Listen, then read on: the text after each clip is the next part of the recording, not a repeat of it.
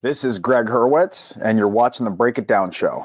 I love getting a chance to go live and doing these things face to face. It's so cool. And during COVID, we didn't get to do these things as much, and it's just nice to be able to do. So we've done this before face to face. It's great to be here. Thank you very much. It's an honor, and it's neat to go to someone else's house.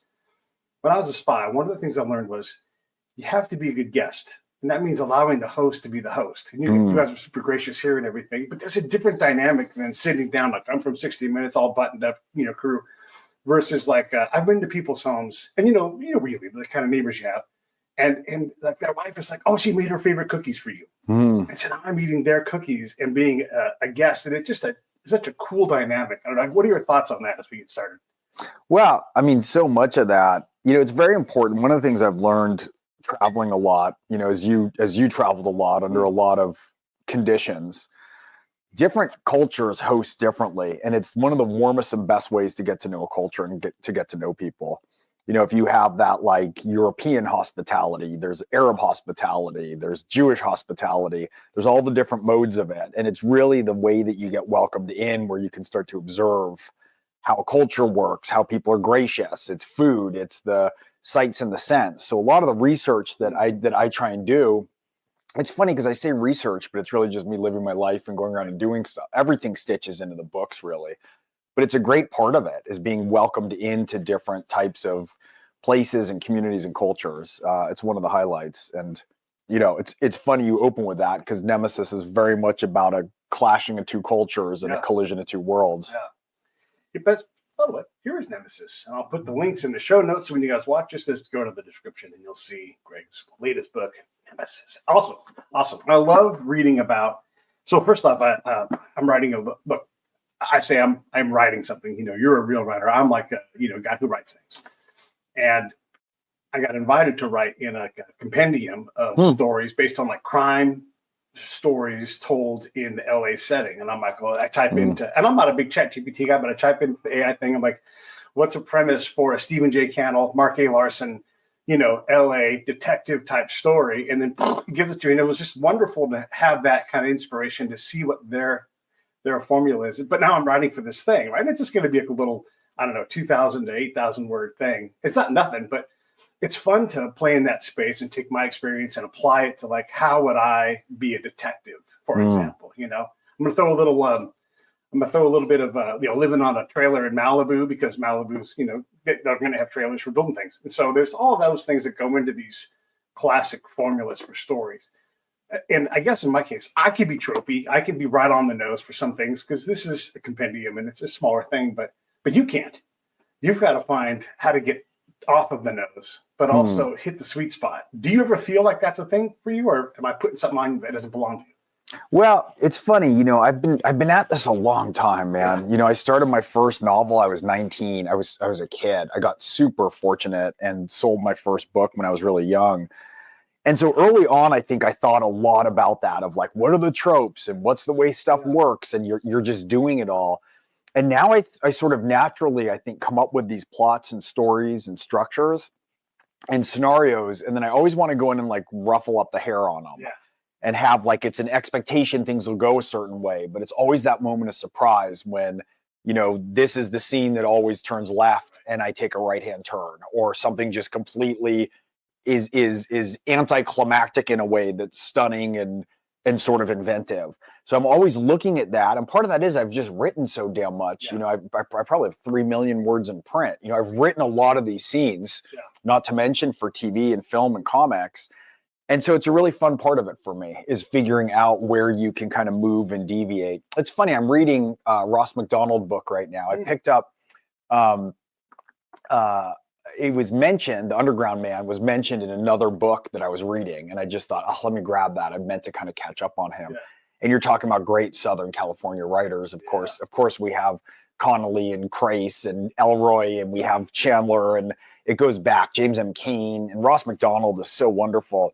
And I was reading the book, and it all takes place during a ferocious set of forest fires brought on by the Santa Ana winds. It was like the weirdest moment of Jungian synchronicity. And I'm reading these scenes, and he's describing them like they happen, like they're happening right now or last week. And they're so vivid.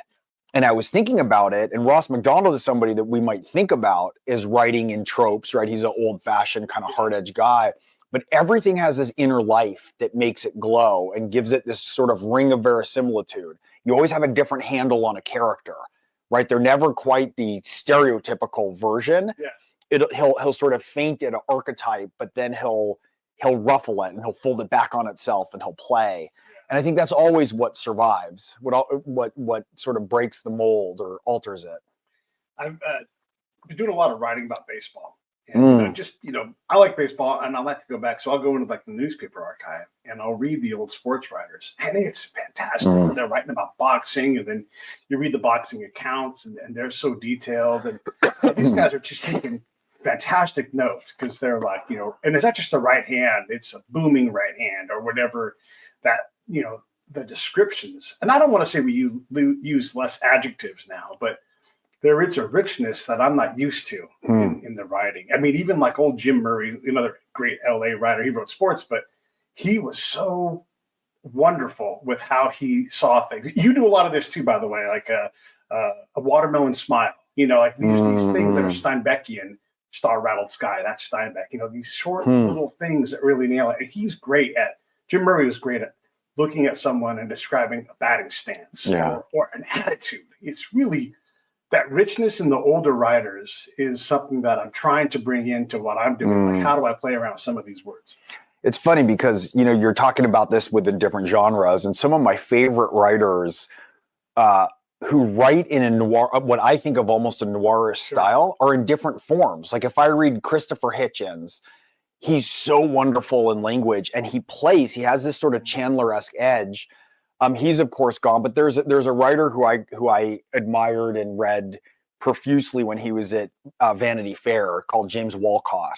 He's another one of these writers who constantly uses alchemization of words. Like he'll take a noun and turn it into an adjective, and he'll put like these compound adjectives together, and it's the stuff that's so evocative. It just arrests you with an image, and it's wonderful to find. Another writer who I absolutely adore, who helps me a lot in the Orphan X books, especially when I'm writing about Aragon Oria, is Luis Oria. I named Aragon, I gave him his last name. He's a Pulitzer nominee. He wrote The Devil's Highway. He's just an exceptional writer. And I keep telling him, dude, I want him to write like a hard structured piece of crime fiction, because the way he plays with language has so much charm and wit, and that alchemization that you're talking about, like Star Rattled Sky, a lot of that was, I have a highly practical degree in Shakespearean tragedy, my master's degree, just in case my career as a novelist didn't work out. I could have people banging down my door. But Shakespeare did this constantly. Like in Hamlet alone, I think there's 500 words that are new to the record of the English language. And there's so many words we use, like eyeball, upstairs, sunrise, like these words that, like, how could that not have been a word? But when somebody can grab something and synthesize it so beautifully, it just sticks. And so I'm always looking to play with that when I'm writing as well, and to figure out how you can put together this collection of common words in an uncommon way to evoke sensation and emotion in a reader, because that's really the magic about what we do when we can do it well. Yeah, the creation of words, and someone will say, well, that's not a word. Like, there it is. Look at it. It's from my time overseas, and I think this will resonate with not only like your writing, but the other stuff you do. I would say it's all affect over effect. And I'm using ab because I want to be clear. Like I'm saying AFFECT. And if you look at the etymology of those two words, we get it confused. Like affect's a verb. Like, but affect's not always a verb. It's a noun. And so when it's a noun, it means like an emotional response to stimuli, which is hugely powerful when you're thinking about trying to establish a government in another place and make people believe in it. Well, that's affect. You can write 150 love letters. That's effect. Doesn't mean the girl's going to love you. But if you write one affective thing that just makes her feel love, well, then you win the race. And we hate that. Like when we look at policy and all these other things, like it's better if we all take buses. But you can't make that girl with kids feel safe riding a bus. You have to deal with affect. And affect is elusive. It's mercurial. If you don't study it, if you're not ready to get the wrong affect from your program, like the next time, and I'll be hard on LA because they deserve it right now. the next time that lady who works for the transit authority is like, riding a bus is safe. Yeah. And you're like, I don't believe you, and so the affect is in misalignment from the message sender. I think one of the things we're seeing now, that's a compelling point. I think one of the things we're seeing right now is there's this removal or distance between the messenger and the embodied nature of what the message is that they're trying to say. Right. It's like everyone's become these avatars of themselves. Like, when's the last time you see a politician and you think that person's really speaking and they're for me? We've almost accepted the fact that there's these differences. I think it's part of what happened with the college admissions scandal, why that like seized the international attention. Because part of it was everywhere. The story was explosive. Yeah. And I think in a way it drew back the curtain on the fact that, if you can cheat on your kid's resume or CV and get them into college, and you can get them into Yale, what should happen is that child is not Yale material and they should flunk out. Right. Not that they just proceed and do well. Yeah. And so we've had this floating away of kind of avatars or symbols of meaning from what the reality is. And one of the things that I talk a lot about, I do some work against sort of polarization and extremism in the culture, but I talk a lot about the fact that, our cerebral cortex, our brain can hold 2 to 3 thoughts per second in front of mind. Our visual aspect, our visual perception takes in 20,000 pieces of information. And so you can sit there all day and spout off a PowerPoint presentation. If you're not embodied within yourself when you're speaking, when you're conveying something, it doesn't get conveyed. The power of how something is conveyed is much more even than what the words themselves are. And I was thinking about this with your distinction between effect and affect. In writing, what we want to do is we want to intimate an emotion. Right. We want to, like a lot of times if there's a scene and the point of the scene is one character saying to another, I love you. It's like you have the line, you build the whole scene around, and then you pull that brick right out of the middle and the whole structure holds. Yeah. So we want to intimate how people should feel. And a lot of times when we feel that things are overwritten, when we're in a book and someone's just you should be outraged by this, you should be sad by this. Yeah. It's a reliant on a lot of tropes, like going back to, you're talking about received stereotypes versus living and breathing writing. Yeah. Living and breathing writing, it sort of points us towards something and it lets the reader make the connection within themselves. And a lot of things function that way. I remember one of my books, early book of mine called You're Next.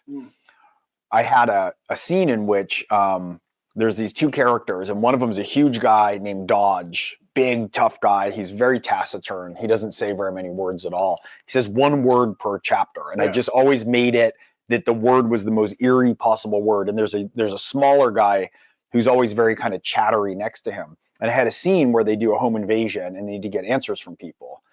And they sit the couple down on the couch and they're about to torture them. Yeah. The couple's bound and they're terrified. And the little guy says to the big guy, where do you want to start on him? And the guy has a duffel bag on his shoulder and he dips his shoulder and the duffel bag falls to the floorboards with a clank of heavy metal machine, tools. And he just says, joints. And I end the chapter there. And I was at a book signing, book comes out, and this woman came up to me and she said, I have to tell you, I love the book, but the superfluous violence, like the way you described the torture in that scene, it was too much for me to bear. And I thought, lady, that's all you. I ended the chapter there. I didn't show anything. Yeah. Because if I stop there and move out of the chapter, she's going to fill that with everything that she has in her that's her worst fears. It's the shark unseen in Jaws. Yeah. It's the unseen. And the same thing is true for hopes and disappointment and vulnerability and aspiration and certainly horror. Is the things that we don't see, the things that we indicate and then leave to the reader, are the things that tend to find more resonance. Yeah, boy, that resonance, that's fantastic. Trying to describe something that's so scary that you can't help but imagine what it is. There's so many examples of that. My buddy, he bought a puppet. He's a comedian. He bought a puppet. So I would stand in view just off stage and I would voice the puppet. And so there's already a little bit of comedy there, right? Because it's like the theater of the absurd. The puppet, and he's a white dude, the puppet is black. And so there's no racial comedy in this at all. But people would look at it and they would bring themselves to this. Like, what do you mean? Like, it's just a puppet and we're just making small talk. And look, it's just when you bring yourself into something and you assign something to an outcome, to a person or to an event, whatever it is, a lot of it is us. Like how many of our modern problems are me?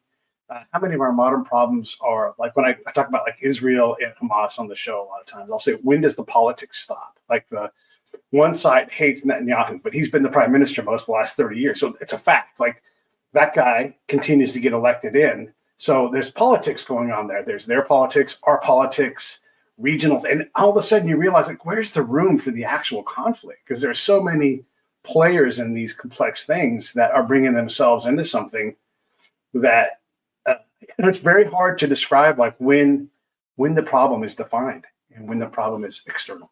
No thoughts on that? I don't. I mean, I'm just listening to the breakdown of that. I mean, it's weird because I think there's a dial we can turn too far in either direction, right? And let's for simple terms we can call it left and right. Right. Yeah. You turn the dial towards liberalism, you get too much openness, you get too much moral relativity. Yeah. You get, well, everyone's the same, right? The situation's complicated, so every perspective is the same, no matter what anybody does. And if you turn it too far to the right, you get too much rigidity and certainty, right? And you get a center that then is brittle, that can't hold. And so a lot of what I think a lot about in terms of conflict resolution, in terms of America, and this country is such an unbelievable gift. It's so precious. And I think we're starting to remember that again, and we're starting to see other places in the world of what it is we don't have. But for this country to function well, what we really need is a robust set of both parties. We need, or both representation. So liberalism and conservatism. And just to be clear, those map quite imperfectly on the Democrats and Republicans right now. But those two notions really are the gas pedal and the brake of how we navigate complex change in a culture. So liberalism tends to be higher trade openness, like let's go, let's innovate, right? Let's experiment. Those are the visionaries, right? And conservatism represents the traditions that hold things together. Those are the CEOs versus a visionary, right? That's the two parts of the brain. And so together, if they're both working in concert and moving against each other, we can navigate complex change very well. But when someone just stomps on the gas, we go off a cliff or smash into a wall. And if we stand on the brake, we don't go anywhere. And so it's this constant dialogue and exchange that makes sense. And what's beneath all that, what's beneath, to me, all the partisanship and all the screaming and screeching and psychopathic algorithms and bad faith players and foreign psyops that are run through social media. What's beneath a lot of that is the fact that if we have that balance, if you take something that's simple, like obviously the immigration issue is just immense. Yeah. And so you have a slogan that says build a wall. That's a very strong conservative message. It's protection around in-group, sort of health and security. Yeah. And the job of liberals is to say, okay, but if you build that wall and make it impenetrable, then new ideas and people won't come in and will stagnate and die. The answer isn't to smash it down and have everyone come in. The answer isn't also to make it, 1,000 miles high and then we insulate and grow brittle. And so that negotiation in so many ways is sort of the genius of what America has accomplished, is that it's an exchange between those two notions to continue to innovate, but to continue to hold and respect the traditions. And that's really where the true regard gets to if we tack and lift our gaze from partisanship that's fed to us in ever increasing, machine algorithm ways, and we lift our gaze to a shared value set. When we can understand that even people who think and perceive and make meaning different from us are oriented towards the same goals that we are, which is, community and its stability and its security and its health and its daring and its adventure and its innovation. Yeah. It's all these, and it's care for people who need care legitimately. Yeah. And it's, it's merit and it's equality of opportunity, not equality of outcome. Yeah. There's these whole set of traits that we can engage. And, it's so funny that our conversation so far has been moving very much into sort of this cultural moment.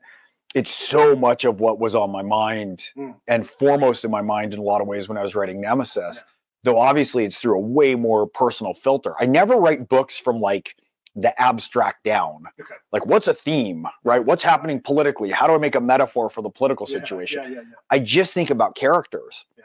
But what's naturally happened in Nemesis is, in Orphan X and Evan Smoak, I have a character who's told, and I repeat in every book, when he was taken out of a foster home at the age of 12 and trained to be an assassin, his handler and father figure tells him, the hard part isn't making you a killer. The hard part is keeping you human.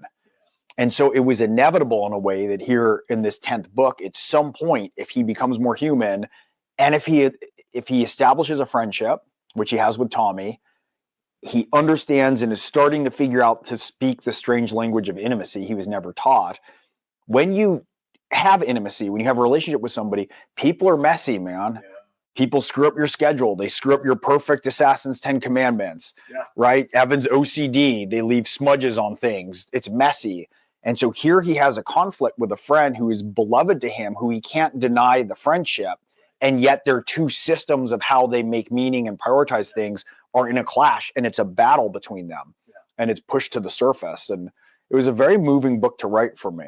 I believe I picked up on that in that I was watching your episode that you did on Jordan Peterson's show, and it talks more about the other side of what you do. And I was like, man, these two books are aligned. So I went all the way back to the first Evan Smoak book and started listening to like the early parts of those relationships that happened, just to kind of get a vibe for it. I didn't spend like 25 hours doing all this stuff. I'm sort of skimming through and trying to find things that made sense to me, but I continue to get taken back to that. And then a thing I want to add on top of this is I like to ask the question, and you were just talking about this, but diversity and unity are not great antonyms, but they're antonyms. And if everything is diverse, you can't get anything done, right? And here in California, I'll pick on us because we can take it. Everybody, everything, every organization have rights.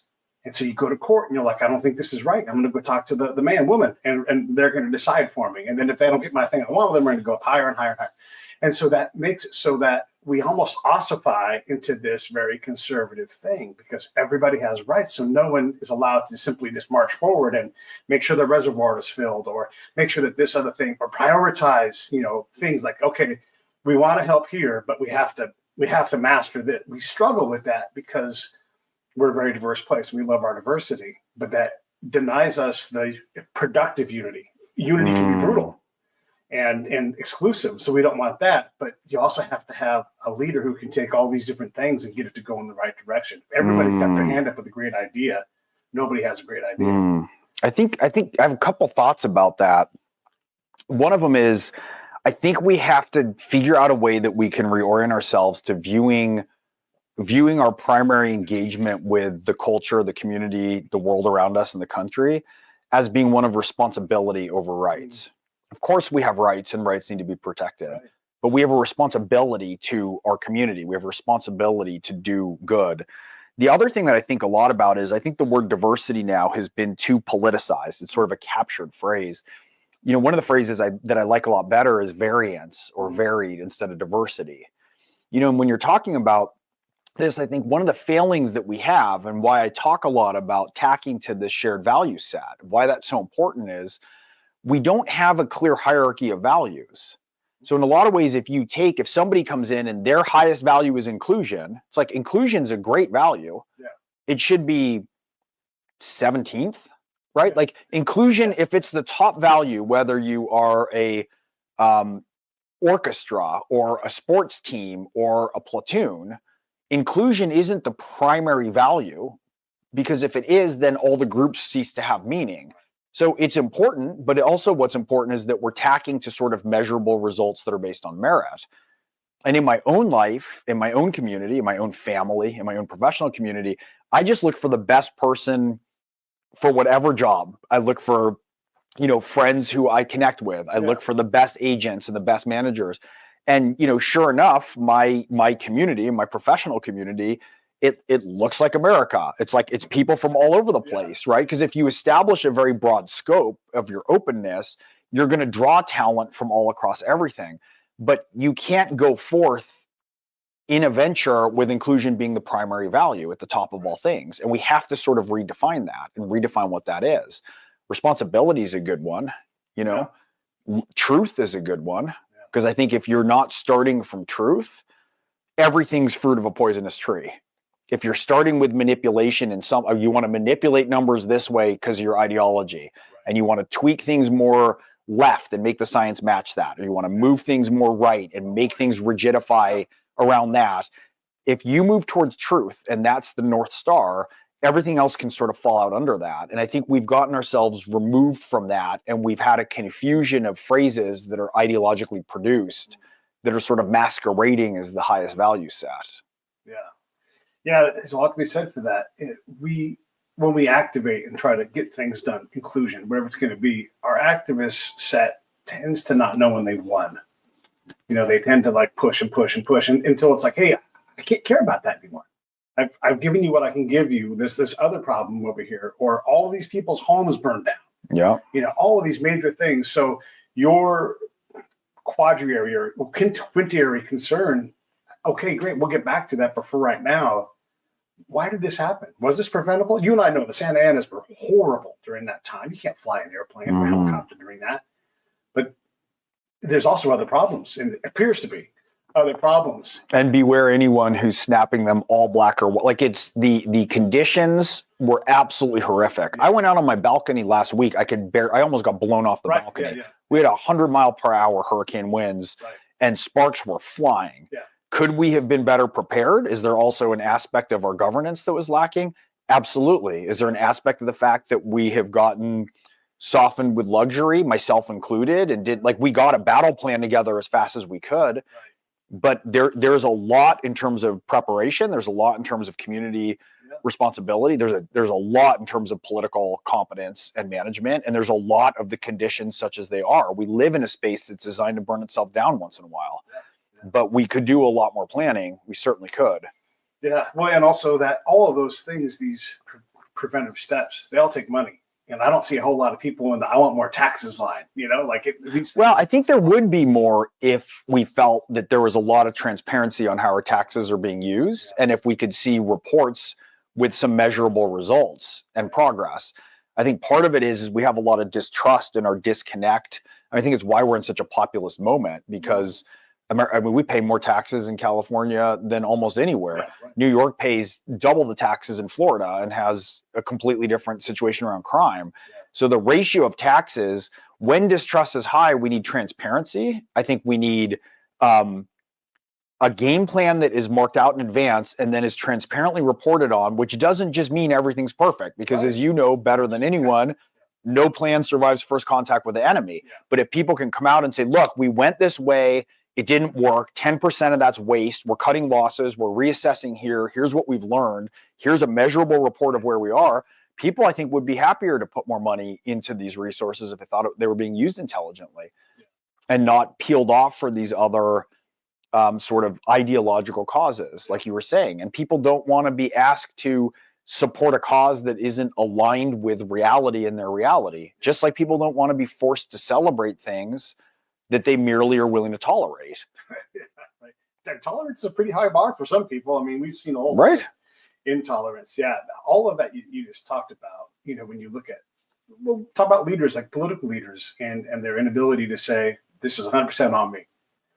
I'm the person, I wanted the job. Whether the boss is Donald Trump, Gavin Newsom, Ms. Bass, any of those people, if they stand up and say, this is my fault, this is my mistake, I'm going to get going on it and fix it, I'm going to be able to forgive that more easily than someone's like, I don't know, my arm, it's broken. Because I see too much of that. I don't see that character that a leader has to display, and that there are mistakes. From my time, a lot of the spying I did, I got 4 tasks: help the commander win more, lose less, enemy lose more, win less. And if we're trying to establish a government and I can't find it in town, but everybody's saying the government is powerful and the people love it, like, well, that's a lie. And we saw that lie all over Afghanistan. We saw it all over Iraq. I'm never going to call the cops. I don't trust the cops. I don't trust the courts. But I'm watching the briefings, and none of it is in alignment. And this is the same way we look here when we do our ideal things. Homelessness. Or pick a topic. We struggle with that truth that you were just talking about, and we do not like it when someone like Schellenberger or somebody else brings back truth that we don't like, we tend to push that person to the side and say, we just need more. We just need whatever it is. We don't reliably fix that problem. It comes to a breaking of previously held conceptions. Like we talk about the failing of the institutions. We don't always talk about how painful that is to let go of. Like I went to Harvard back when that was something to actually be proud of, and watching its utter deterioration into sort of feckless insanity, there's something that's really hard in that. And there's a letting go of and a mourning that takes place in some ways as you accommodate and assimilate to a new reality. Schellenberger was on the scene. I've met him since, but I didn't catch up to him in time to vote for him on my progression. And in hindsight, I certainly wish that I had. But people come with new ideas, and a lot of times people are still emerging from the world as they knew it. And it takes a lot of courage and boldness to step forth and to, Ralph Waldo Emerson said, a foolish consistency is the hobgoblin of little minds. We encourage a great deal of rigidity in our culture. And, social media does even more because it ensures that we never forget anything. And we also don't have any structures by which we forgive. Right. So if somebody leaves the path, they're sort of, if someone's canceled, there's not a process by which they can be uncanceled, because cancellation is an extrajudicial mob action, largely stoked in certain ways by anonymous people online. It could be bots, it could be foreign people. It's a difficult process. It takes courage. It takes a leap into the unknown, and we tend to punish it rather than reward it. Yeah.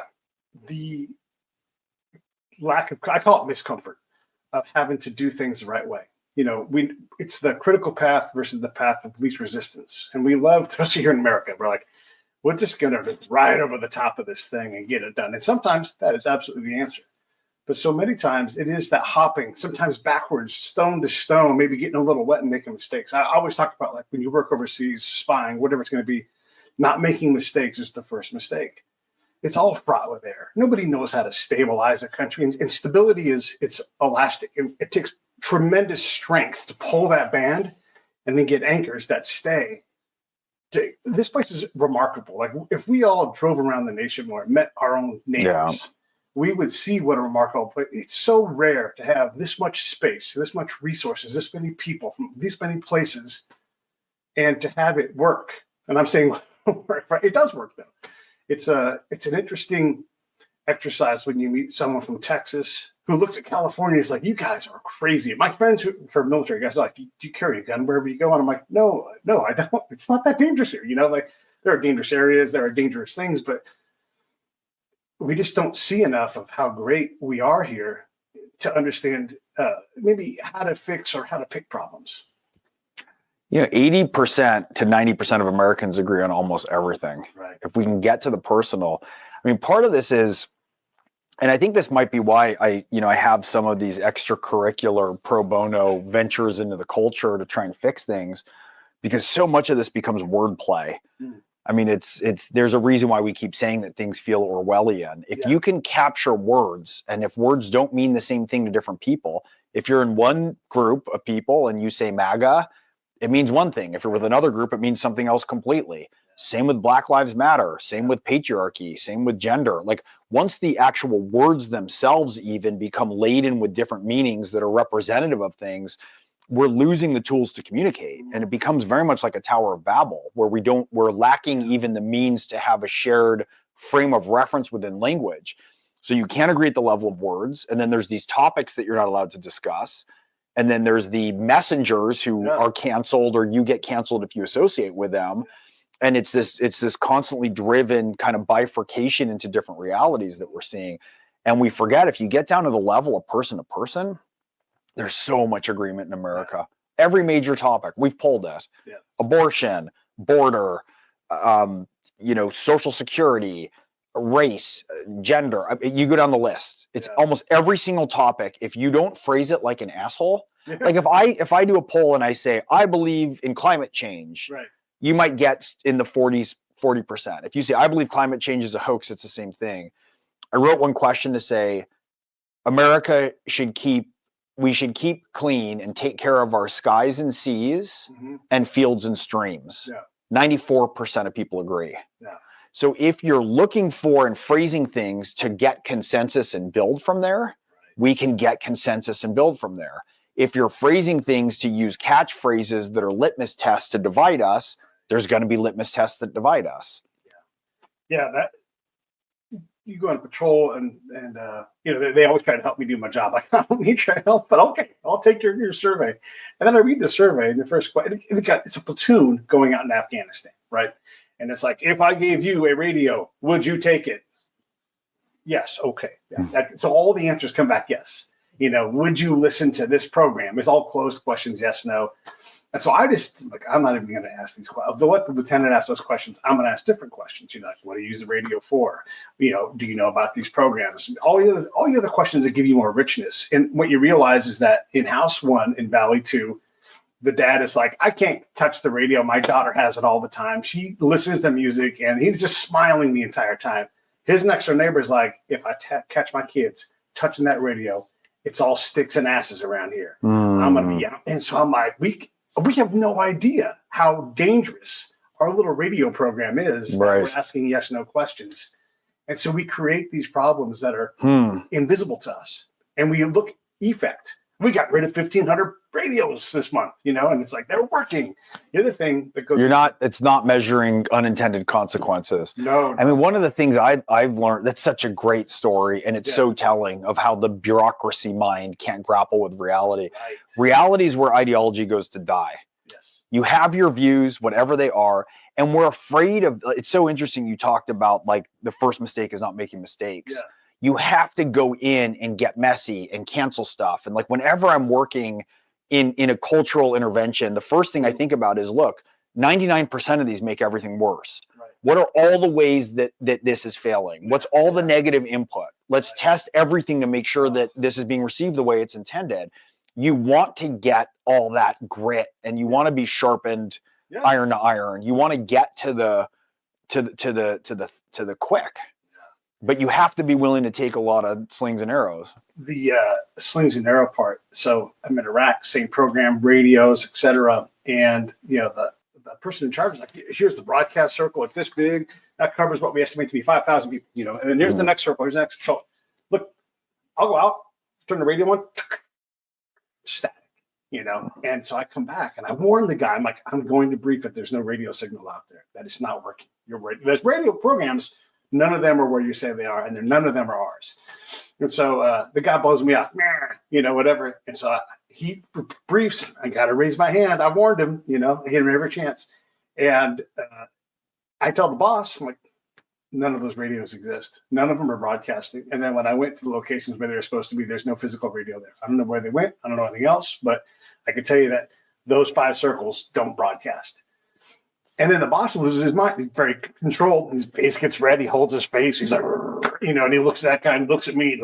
But that it's that organizational thing where I came back and I gave this guy every chance to go, oh, shoot, let's figure this out. And by the way, I take that same story because I was in the same area in Baghdad for a while. And I would bring the briefings from the last 4 units. And I'd say, let's do the radio. However, here's a bunch of failure. How do we deal with it? And the younger guys couldn't get it. Some of the older guys, I'm talking like, majors, guys in their mid-30s, late 30s, those guys can be like, oh, let's slow down. Because I'm like, here's all the grit. We've already made these mistakes. Measure twice, cut once. Right, yeah. We don't like that, though.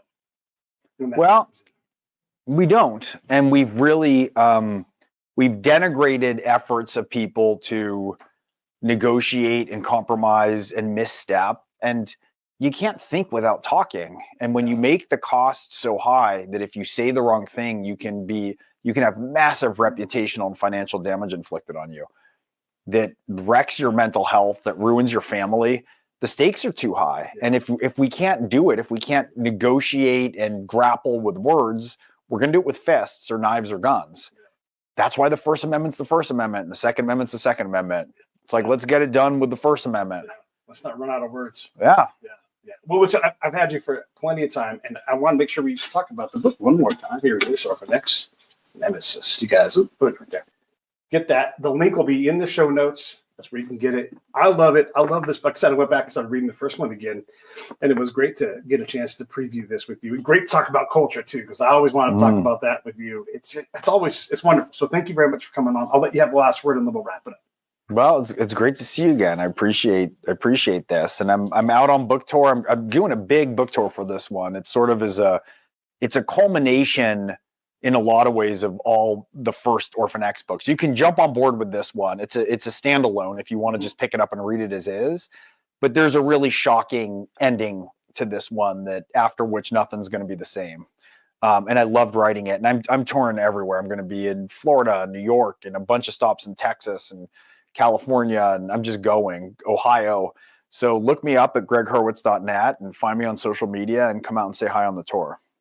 Hey, thanks for watching the show. I really appreciate it. Right here, you can subscribe. Please do that. It makes the show grow. Hit that notification bell so you know which incredible guest is coming up next.